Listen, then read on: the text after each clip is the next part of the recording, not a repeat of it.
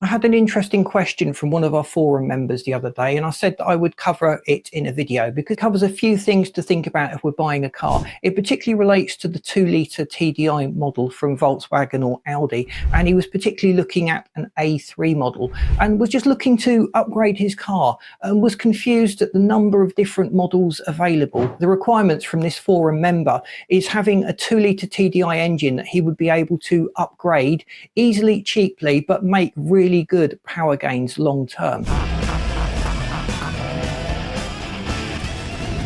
Now, first up, I have to think about the Volkswagen 2-litre TDI engine through the years. I would definitely avoid the dieselgate engines. These were typically produced around about 2008 when the CR engines were introduced. That's the common rail fuel injection where they moved away from the pumpe douce. Right up to 2012. Again, there may be a few models from different brands that are slightly outside of these, but we are looking for the 2-litre TDI Evo engine.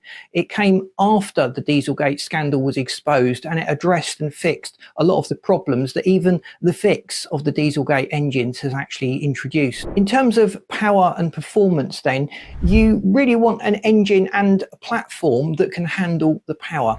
If your aim is only to go up to say 250 horsepower, you'll be fine usually with front wheel drive. Around about 220 to 250 horsepower, you start getting traction issues, and going above 250 horsepower, even with a clever differential setup, you are going to have traction issues. It's going to usually render you unable to use full throttle in the lower gears, and in a lot of cases it's not till third or fourth gear that you start getting enough traction to fully use the power.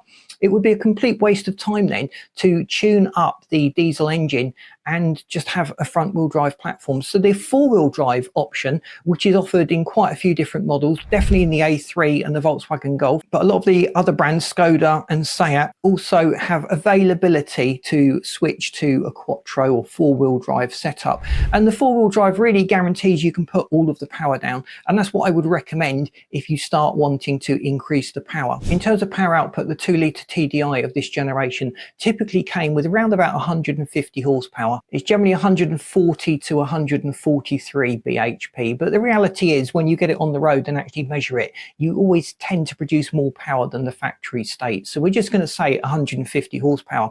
There were some 190 horsepower variants of these engines, but they were in the A4 models. There was also a 110 horsepower version of this engine that I think was fitted to the Skoda Yeti and probably a few other models in the range. Now, the engines are essentially modular. They're the same block. They generally have different injectors, different turbochargers.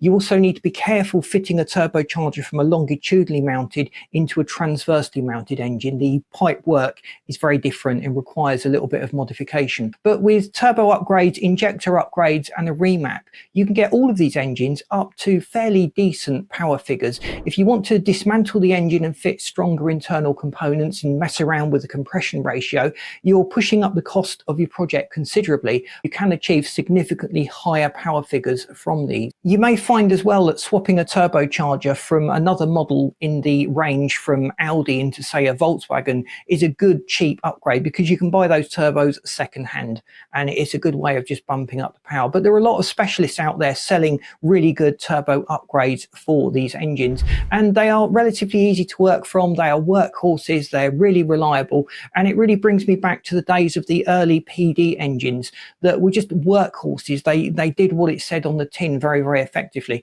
With any Volkswagen Group engine, and indeed any European engine, we do need to keep on top of the servicing.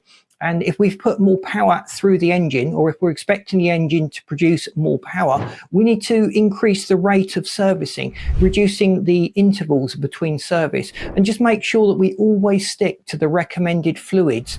We're talking about oil and we're talking about coolant particularly, as these have a bearing on the long-term reliability of the engine and can have a knock-on effect to things like the particulate filter as well. If we were just doing short drives and short journeys, these are not really the engines for you. They've got got a particulate filter. Particulate filters, even with the design in the Evo engine where the particulate filter has been moved quite close to the exhaust, it has a lot more heat in it than those dieselgate ones and has less of a problem of clogging up. It will still clog up if we only do short journeys, and they're really just not suitable for these short journeys. Keep the RPM up, enjoy the engine, use the full rev range, and go for long runs. And I'm talking about a run that is sufficiently long enough for the engine to be up to temperature for 5 to 10 minutes, and that might mean a 20-25 minute run depending on where you live and how cold it is. But these engines are designed to warm up very quickly. There's a lot of technology that's gone into this Evo revision of the engine to meet the emissions regulations without sacrificing performance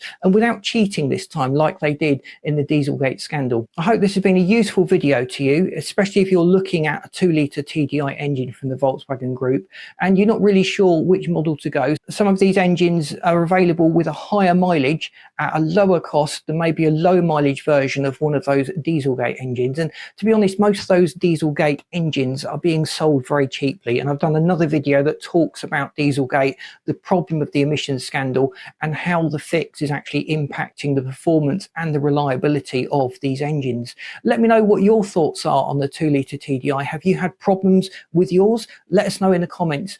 And if you're thinking of upgrading, let me know as well what you're thinking of upgrading to. Are you sticking with a diesel, or are you going to a petrol or gasoline engine, depending on where you live, obviously? And if you've enjoyed this video, please boot the like button. If you haven't subscribed to the channel, please do so. And I've lined up this video and this playlist that you should find really interesting. Thanks for watching. See you in these next videos.